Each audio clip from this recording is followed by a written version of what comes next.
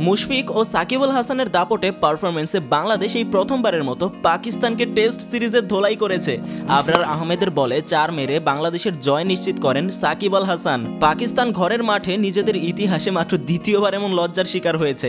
মঙ্গলবার 3রা সেপ্টেম্বর রাওয়ালপিন্ডিতে দ্বিতীয় টেস্টের পঞ্চম দিনের দ্বিতীয় সেশনে এসে পাকিস্তানকে হারিয়ে ঐতিহাসিক টেস্ট সিরিজ জয় পেয়েছে বাংলাদেশ।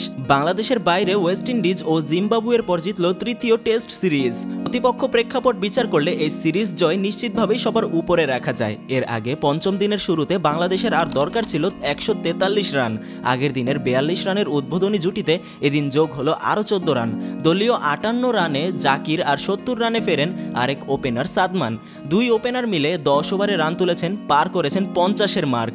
এরপরেই অবশ্য বিপত্তি। মীর হামজার বলে ব্যক্তিগত 40 রানে বোল্ড হয়ে ফিরেছেন জাকির। জীবন পেয়ে কাজে লাগাতে পারেননি আরেক ওপেনার সাদমান। মিড অফে আলতো শট খেলতে গিয়ে ক্যাচ দিয়েছেন শান মসুদের হাতে। খুররাম পেয়েছেন নিজের প্রথম উইকেট। অধিনায়ক নাজমুল শান্ত আর মুমিনুল এরপর খেললেন নিখুঁত টেস্ট ইনিংস। ভেজা আউটফিল্ডের কারণে শুরুতেই খানিক কষ্ট হলেও শেষ পর্যন্ত ঠিকই নিজেদের খুঁজে পেয়েছেন বাংলাদেশ ক্রিকেটের সাবেক ও বর্তমান অধিনায়ক। 20 ওভার খেলে দুজন যোগ করেন 57 রান। ম্যাচটাও ততক্ষণে পাকিস্তানের নাগালের অনেকটা বাইরে। লাঞ্চের পর শান্ত পারেননি নিজের ইনিংস বড় করতে। সালমান আঘার বলে শর্ট লেগে ক্যাচ দিয়েছেন বাংলাদেশ অধিনায়ক, করেছেন 38 রান। দ্বিতীয় টেস্ট জিততে তখনও বাংলাদেশের প্রয়োজন এখন 58 রান। সেখান থেকে এরপর আর ফিরতে হয়নি বাংলাদেশের। দুই অভিজ্ঞ ব্যাটার মিলে বাংলাদেশকে নিয়ে গেলেন জয়ের আরও কাছে। মুমিনুল ফিরলেও সাকিব আল হাসান এসেছিলেন জয় করতে। তাতে বাংলাদেশ আবারও পেল দেশের বাইরে টেস্ট সিরিজ জয়ের স্বাদ। এর আগে 2009 সালে ওয়েস্ট ইন্ডিজ আর 2021 সালে জিম্বাবুয়ের বিপক্ষেই ছিল সিরিজ জয়ের স্মৃতি। এবার তাতে যুক্ত হলো পাকিস্তানের নাম। চতুর্থ দিনে পাকিস্তানকে দ্বিতীয় ইনিংসে 172 রানে অল আউট করে দেয় বাংলাদেশ। তাতে বাংলাদেশের সামনে লক্ষ্য দাঁড়ায় 185 রানের। যেই লক্ষ্যে ব্যাট করতে নেমে বাংলাদেশকে দারুণ শুরু এনে দেন জাকির ও সাদমান।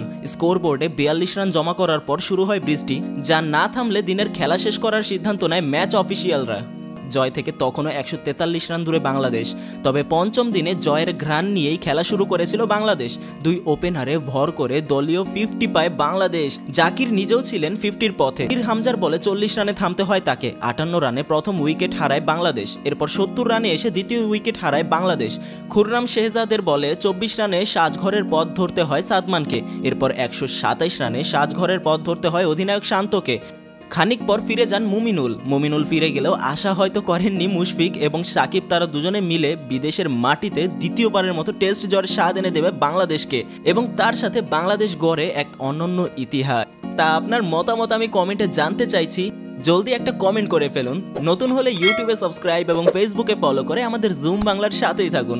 নিয়মিত বিভিন্ন আপডেট খবরাখবর পেতে জুম বাংলার অফিসিয়াল নিউজ পোর্টাল zoombangla.com লিখে সার্চ করুন। অবশেষে ভিডিওটা আপনি এই পর্যন্ত দেখেছেন, সেজন্য আপনাকে অনেক ধন্যবাদ।